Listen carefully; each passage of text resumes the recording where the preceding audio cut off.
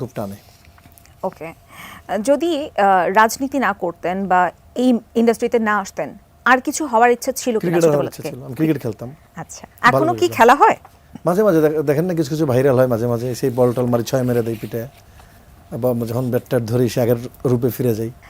বন্ধু মহলে সবাইকে আপনাকে বন্ধু হিসেবেই কাউন্ট করে, নাকি মানে মোর দ্যান বন্ধু, যে ইনি একজন হিরো, একে একটু আলাদা প্রায়োরিটি দেওয়া উচিত, এরকম করে আপনাকে ট্রিট করে?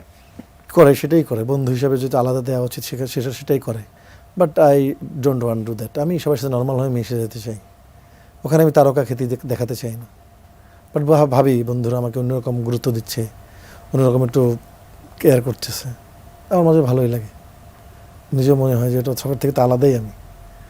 একটা জায়েদ খান হয়ে ওঠার পিছনে অনেক কষ্ট, অনেক শ্রম, অনেক সাধনা গেছে। এমন কোনো স্ট্রাগলের কথা যেটা মনে করে এখনো নিজের জন্য মায়া হয়, যে এত কষ্ট করেছি এক সময়, এখন তো এত খ্যাতি পাচ্ছি, বাট ওই সময় তখন কোনো খ্যাতি ছিল না, অনেক কষ্ট করতে হয়েছে, এরকম কোনো স্টোরি?